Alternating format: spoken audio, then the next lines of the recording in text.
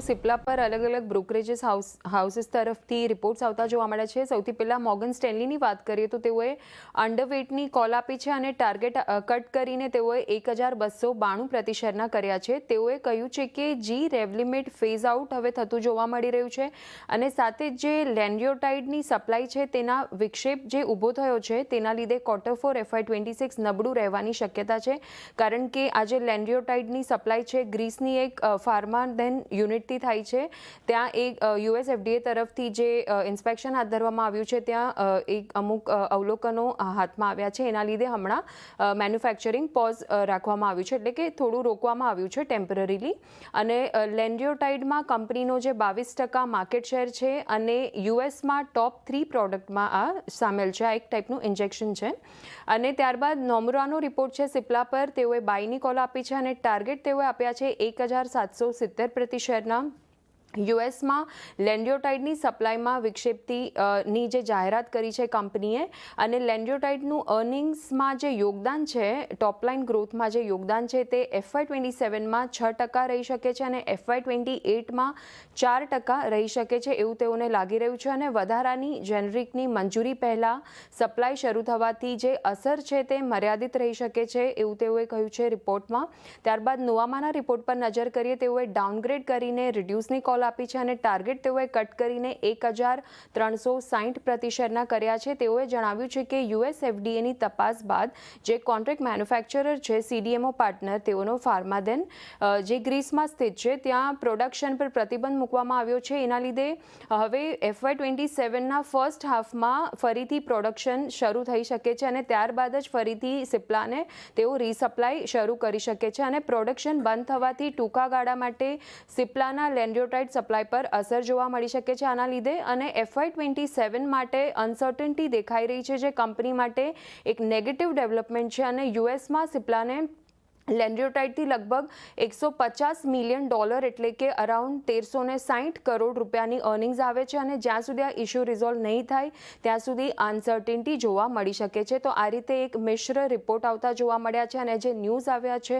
એના લીધે આજે આપણને સિપ્લા નેગેટિવ કારોબાર કરતો જોવા મળી રહ્યો છે। જી શ્રદ્ધા, આભાર સમગ્ર વિગત આપવા માટે। અને જો જ્યારથી આ ન્યૂઝ આવ્યા છે ત્યારથી આ કાઉન્ટર આપણને સતત ઘટાડા તરફી કારોબાર દર્શાવી રહ્યો છે। આજે ફરી પાછો એક વખત ઘટાડો અહીંયા આવ્યો છે અને ખાસ કરીને વાત કરશું ચાર્ટ પર, તો જુઓ તમને આજના દિવસે અહીંયા ચોક્કસથી સિપ્લામાં એક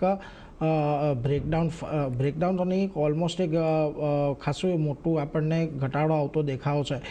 કઈ રીતે જગદીશજી આ સમાચારને જોઈ રહ્યા છો? કારણ કે જુઓ ઓલમોસ્ટ આપણે વાત કરીએ તો એપ્રિલ મહિના સુધી આ કાઉન્ટર આપણને 1400ની નીચે જતું નહોતું દેખાયું, ત્યાંથી ત્યારબાદ આજે સમાચાર સતત આવી રહ્યા છે, આ કાઉન્ટરમાં સતત ઘટાડો છે ને અત્યારે પણ જે પરિસ્થિતિ આપણને બનતી દેખાઈ રહી છે, હવે બ્રોકરેજ હાઉસ પણ થોડાક અહીંયાથી બેરિશ થયા છે। કઈ રીતે ધ્યાન રાખવું જોઈએ અહીંયા? નીરજભાઈ, આમ તમે જુઓ તો રિપોર્ટ એક ICICI ડાયરેક્ટના બી છે, PL કેપિટલના પણ છે, ટ્રેન્ડ લાઇનનો છે, મની કંટ્રોલના પણ રિપોર્ટ તેના પર આવ્યા છે। આ બ્રોકરેજ રિપોર્ટ સિપ્લા પર જનરલી એક આમ તો પોઝિટિવ લોંગ ટર્મ આઉટલુક આપે છે। એક્યુમ્યુલેટેડ અથવા add ratings price targets about 1700-1800, mainly strong India portfolio છે, એનો US રેસ્પિરેટરી લીડરશિપ છે અને સ્પેશિયાલિટી ફોકસ છે। બટ રિસન્ટ રિપોર્ટ જે આવ્યા છે કે હાઇલાઇટ નિયર ટર્મ કન્સર્ન્સ ચોક્કસ બતાવે છે। ખાસ કરીને એનું જે કંપનીની જે પ્રોડક્ટ છે, જે નેનોટાઇડ કરી સપ્લાયનો ઇસ્યુ છે અને ઇન્ક્રીઝિંગ R&D અને જે રેવી મિલ રેવન્યુ જે ક્લિફ અત્યારે આવી છે એને કારણે એ લોકોએ થોડો ટાર્ગેટ એ લોકોએ કસ કર્યો છે। થોડું તેઓ express the caution for FY25-26 earnings અને સ્ટ્રેટેજિક ફોકસ કરીને ઇન્ડિયા ગ્રોથ પર જ વધારે રાખ્યું છે। જો કે US કોમ્પ્લેક્સની જનરિક્સ અને બીજી ઇમર્જિંગ માર્કેટ્સમાં પણ એ લોકોએ છે। તમે ICICI ડાયરેક્ટનો જો રિપોર્ટ તમે જોશો તો they are little more positive કે એ લોકોની કન્ટિન્યુ ડોમિનેશન છે રેસ્પિરેટરી મેડિસિન્સની અંદર, અને એ લોકોનું જે એક પ્રોડક્ટ છે પોતાની, એમાં કોમ્પ્લેક્સ જનરિક મેડિસિન્સ પણ એક છે, એટલે એમાં they have almost virtual monopoly જેવું છે। ઇન્ડિયા બિઝનેસમાં બી ક્વાઇટ સ્ટ્રોંગ પરફોર્મન્સ છે। PL કેપિટલનું પણ એવું કહેવું છે કે બ્રાન્ડેડ અને જે ટ્રેડ જનરિક્સ છે, ખાસ કરીને ફોકસ એ લોકો માર્કેટ શેર પર અત્યારે કરે છે। અને ઇમર્જિંગ માર્કેટ છે, સાઉથ આફ્રિકા છે, એમાં બિઝનેસ સિગ્નિફિકન્ટ કોન્ટ્રીબ્યુટર અત્યારે સિપ્લા આવીને ઊભું રહ્યું છે।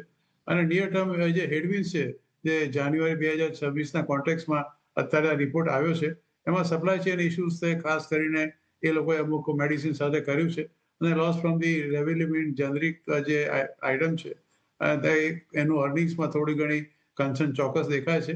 પણ ફ્યુચર ગ્રોથ ડ્રાઈવર્સ એ લોકોના જે બી અત્યારે છે, એસ્પેશિયલી ડાયાબિટીસ છે, ઓબેસિટી છે અને એ બધી રેગ્યુલેટરી અપ્રુવલ પણ અત્યારે પાઇપલાઇનમાં છે.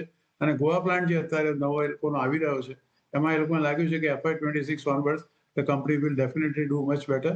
General consensus છે કે for the short term, yes, that could be some kind of a drawback. પણ લોંગ ટર્મ ટાર્ગેટ મોટાભાગના જે કંપનીઓએ બ્રોકરેજ હાઉસે આપ્યો છે ઇટ ઇઝ બિટવીન 1697 to 1704. એટલે મને એવું લાગે છે કે વિથ દરેક every decline you can accumulate with a stop loss of from here about 100 to 150 rupees on the lower side. એટલે મારું તો માનવું છે કે આ કંપની સારી છે પણ અત્યારે because of the headwinds the company is facing અને છેલ્લા લગભગ એક વર્ષમાં company has definitely given a negative return of about 3 to 4%. અને આજનો જે અત્યારે એનો ભાવ છે આપણે 1397 which is almost close to its 52 week low. 1340 no 52 week low છે. 1673 રૂપિયાનો એનો 52 week high છે. એટલે એ જોતા 1700 રૂપિયા તો લાઈફ ટાઈમ હાઈ પણ છે. પણ મને એવું લાગે છે કે if you are there for 2 years, this company will definitely can reach, may not be up to 17 or 1800, but definitely up to 1500 rupees. Term view Cipla માટે પોઝિટિવ બનતો દેખાઈ રહ્યો છે. દરેક ઘટાડે અહીંયા ખરીદારી કરીને ચાલવાની સલાહ બનતી દેખાઈ રહી છે. પણ એ સાથે